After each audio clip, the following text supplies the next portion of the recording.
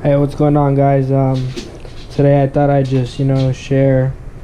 Hey, get down, buddy.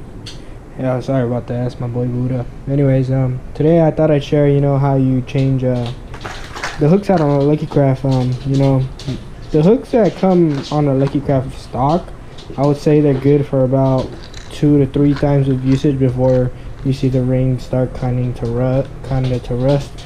Like this here, I don't know if you can see that, but it's all rusted and kind of banged up. Not any bented ones. I know I have some bent ones in here that have had some fish actually on them. But anyways, first things first, let's go over the things you need. You're gonna need some Shimano pliers. They make a fairly cheap ones. They do the job unless you want to buy some fancy ones and whatnot. These are about, like, I'd say $10 or so, and as you can see, they just have this little side needle or whatever you want to call it on the side, which grabs the ring, and I'll show you guys that in a bit. So you're gonna need a pair of these, and you're gonna need your hooks. These are about $8.50. At my local tackle shop, what they say is you gotta support your local tackle shop. But if you want to buy them on Amazon or something like that, I'm sure that they're probably cheaper. And these are some Owners Stinger trebles. I like to use size 6. They're kind of about the same size as the ones that come on the factory Lucky Craft.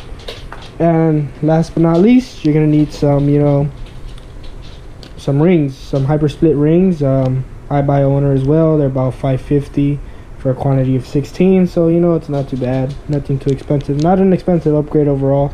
I'd say the most expensive part is the hooks.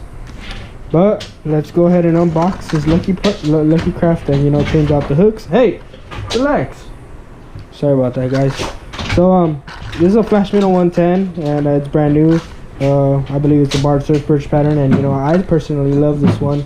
What they say is halibut love barred surf perch just like candy to them, and in a smaller profile, they usually obliterate them whenever they see them in their face. But let's open it up and get to changing this out. Alright, so brand new. I usually use them the first time before I change out the hooks, but for this occasion I'm going to show you guys how it is to change them out. And as you can see the difference here, I have one that's already changed. This is a gray color, by the way, my overall favorite. And as you can see, I'm not sure if you can tell, but here I have the Owner hooks, and here are the stock ones. There you go. I'm not sure if you can see that a little better. Okay. Yep. So stock hooks, Owner hooks. Let's go ahead and change them out. And these are a lot sharper, so when you're handling those, you got to be a lot more careful.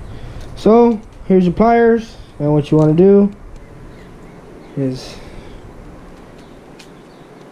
pinch the ring hook to an angle where it's kind of like changing out keys, so there you want to put the little ring through the hole or whatever that thing is, whatever you want to call it, and basically just slide it through afterwards.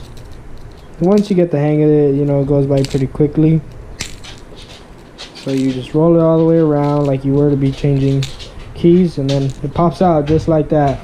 I usually like to take off all the OEM ones and then go back to changing the rest, so let's go ahead and do that. Like I said, you kind of want to put it to the part where it's gonna start taking off the ring. So just turn it up until you get to that point. So about there is where that little groove is at. So you go ahead and grab your pliers, put it through. You can use your hands if you want to help out. There you can see it's a split, and you just want to keep on turning it through until it comes off. Like I said, it's like changing a key or putting a key in your keychain.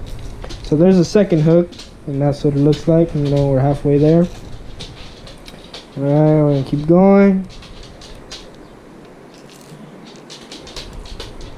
Sometimes the last one could be a little tricky, but if you're not scared to get a hook inside of you, then sometimes you can use your hand and it helps you out. Anyways, we're halfway there. Well, actually more than halfway there. Here we go.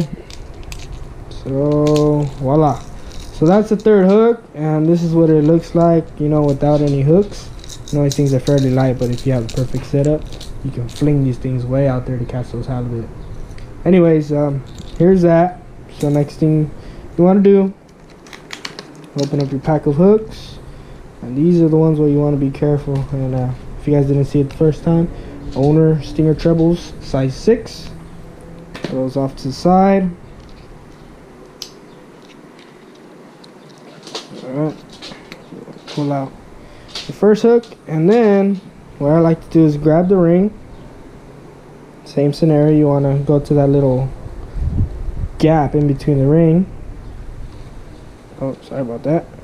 You want to pierce the ring or whatever, open up the ring and have it, it's really tiny, not sure if you can see that, but you want to split the ring open and put the hook in the little groove.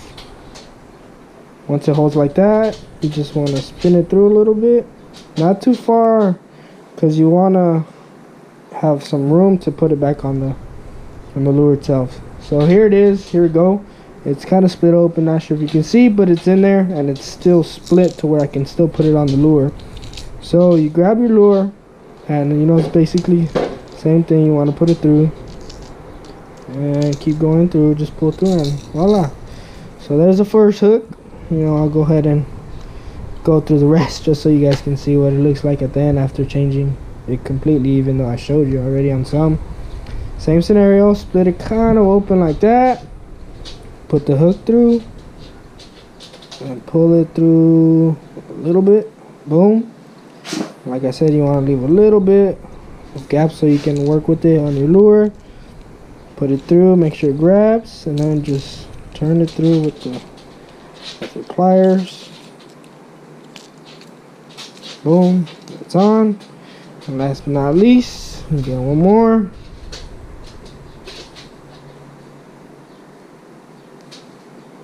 Alright, put it through. And as you start doing this, for, you know, changing out the hooks on your lure a lot, you kind of get used to it, and you know, kind of get the rhythm. So last but not least, here we go. Same scenario, put it through, let it grab on there, and then you just want to pull it through, and there you have it, guys. Basically upgraded all 3 hooks you can see right there. So 1, 2, and 3. Alright guys, if you like this video, drop a like, you know, it'd be very much appreciated. If you guys want any more videos on Lucky Craft fishing, like a setup or something like that, let me know. I'll be more than willing to share some setups that I have. And you don't always have to buy the most expensive things, so I can do a cheap setup as well as an expensive setup. Let me know, guys. Take care. See you next time.